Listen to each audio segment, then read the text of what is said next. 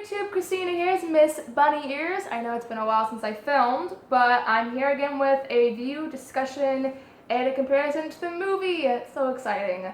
So just a heads up real quick, this video will be going through my thoughts on The Girl on the Train by Paula Hawkins, as well as spoiler discussion and my thoughts on the movie versus the book later on.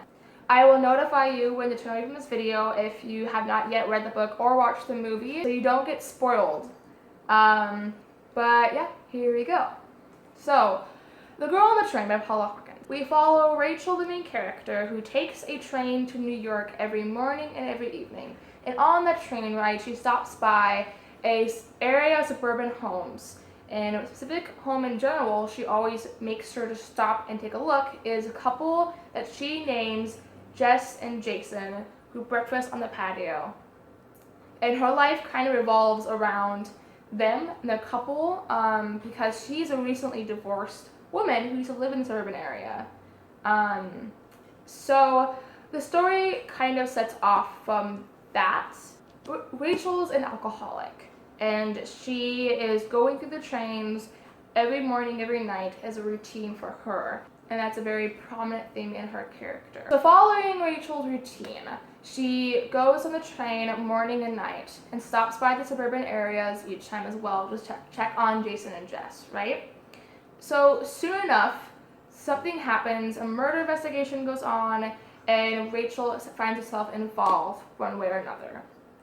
And I found this book very compelling. And I picked up this book because I really enjoy Gillian Flynn's book, and Paula Hawkins had actually got her inspiration from Gone Girl when writing this story. And I would call this book like a psychological thriller / mystery, murder investigation, crime novel.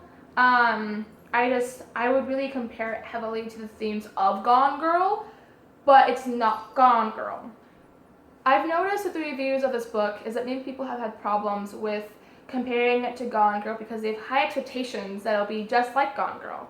I'm here to let you know is that I fully love Gone Girl by Gillian Flynn, but I fully love this book as well. And the reason why is because I didn't go into this thinking, oh, it'll be just like Gone Girl, because no story will be like Gone Girl. However, this book does pack a punch. And I highly recommend reading this for anyone. I think that the whole format of this book that Paula Hawkins had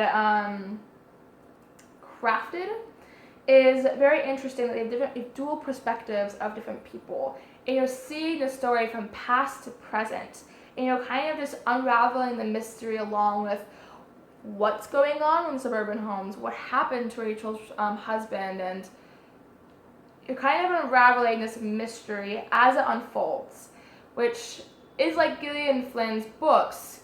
So I really appreciate that aspect. There are some dark themes. They're not terrible, not too graphic, but just beware that there are some things that might be disturbing for some people. I typically did not get grossed out by it. I felt that it was really a necessary part of the story. It took on those dark vibes that I was expecting. I also really enjoy the characters. I think the characters are very well developed. I think they have a very strong presence in the story. I think the story is very well developed. The story is enticing. It's very thrilling. I feel like you never catch a breath. I feel like you're kind of hooked within a couple pages or a couple chapters, and you're just kind of interested and involved, and you want to know more. I've gotten some people to read this book. I know that my hairdresser read this book, my brother's girlfriend read this book, I think my brother also read this book too. Jonah read this book as well as my other best friends, and I think it's a very good book. I think that people are very hesitant on these type of stories, but I think it's a very good match, especially for this time of year. I mean, if you're looking for something that's kind of heart-racing in a sense and interesting and kind of morbid, I think you would like this book. That's all I have to say about this portion of the video. My review is done, but I'm going to head to the discussion and the spoiler section, so if you are not prepared for that, you haven't read the book yet or watched the movie, then thank you for joining in. So, I wasn't expecting the ending of this book. I do think that it has the Gone Girl theme of oh, it was actually the person that you don't expect, and it's much more morbid than that. I got confused when she started realizing that it was Megan and not Jess. I know that my friend felt the same way as well, that it's just really confusing to all of a sudden what happened to Jess and Jason, now who's Megan and Scott. So that was an aspect of this book that I felt kind of confusing, as well as I wasn't prepared for the point of view switch. I know that it says the different characters' names in the chapters, but I felt like when the point of view happened, it wasn't very obvious. So that was kind of tricky for most people. I liked that Rachel was kind of uncovering things. I like that she blatantly was an alcoholic. It was a very big theme. You just constantly are reading that she just keeps drinking. Her roommates threatening to kick her out. I think that it wasn't light that she was an alcoholic. I think it was like a very prominent thing of hers, as well as it wasn't just her only theme of hers. I feel like she had a very well-developed character as well. And I feel like when Rachel was uncovering everything, she did seem creepy. It wasn't just a normal woman. It was, she kind of has lost her mind, it felt like. She's been drinking often. She lost her husband. She's not over losing her husband in the past. As well as she's obsessed with these two people, Megan and Scott, who live in this house that she used to live in the suburban area of. And she just starts being involved just because she used to watch them from the train every day. And it's so obsessive. It's so extra.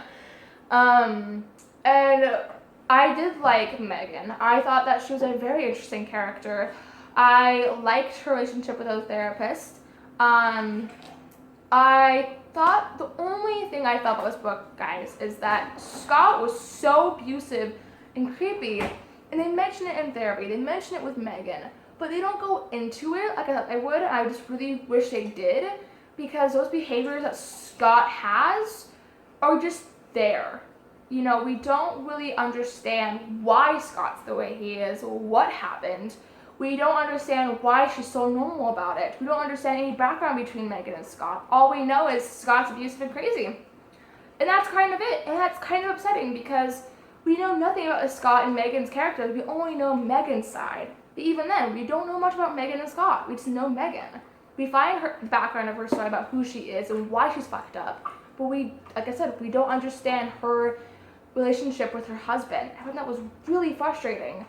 Like I said, even in the movie, they don't mention about Scott being crazy and abusive. It's mentioned in therapy, but that's it. I liked that Megan had such a background. I think that gave her so much depth to her character. I think it was heart-wrenching about her baby and how it died in the bathtub. That tugged at my heartstrings. Like right now I'm kind of getting chills. We watched this in the movie theater, and it was so sad just re-watching what I had read.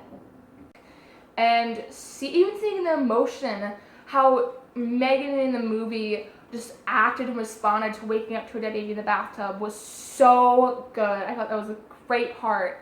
It really tugged at everyone's heartstrings, tugged at my heartstrings. It gave depth to her. And it made you feel something from Megan. I feel like you couldn't really feel in the beginning. I also really liked all the pieces that played into the mystery. I liked that there was a question in between her and her therapist. Were they fucking? Were they hooking up? There was some weird tension at Rachel's ex-husband's house. I forgot his name for some reason. Tom.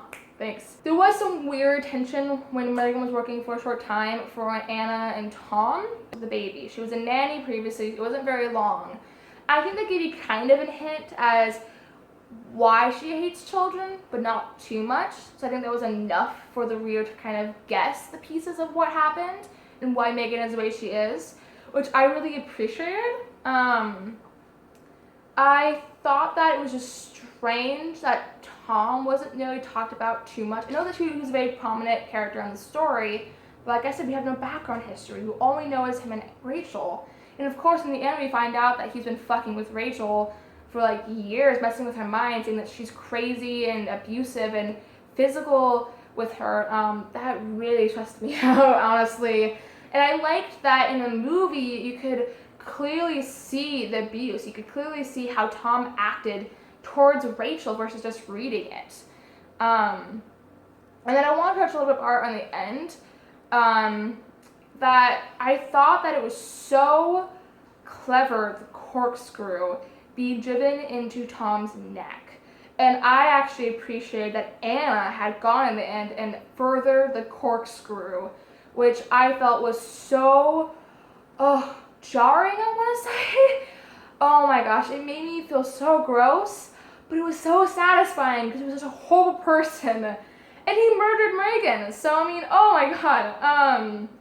I like that touch of detail, just the corkscrew being driven. Oh man, it set the whole tone of the book for me. I really appreciate that aspect of Hawkins' book. So the movie was really good. I mean, there were tiny changes, which I don't think that were very big and they were necessary. But I mean, for most part, the movie was pretty well. We also followed the book for most aspects, if not all. It was really fun to see these characters as actors and have all their expressions and have all of their mess in the movie. You know, Rachel was really that crazy alcoholic in public, and they made that very clear. They also made Megan seem like that slutty, lost woman. Not slut shaming or anything like that, but that's kind of her prominent character is she's very promiscuous, she's very lost. I feel like seeing this on film was so beautiful, and it gave another aspect to the story. It just added more, in my opinion. Instead of taking away and making it frustrating because it wasn't following the book detail to detail, you know? Sometimes you watch movies after reading the book and you hate it, but I actually really liked it. I didn't have a problem with the movie. I also thought the movie was beautifully captured, so that also added to the experience, and I felt like it was not a moment that I could just take my eyes off the screen. Even because I knew it was going to happen, it was just, I don't know, it was so good. And I really do believe, like, you will have no problem reading the book and watching the movie, or vice versa. Or just they add and complement each other very well. So I don't know.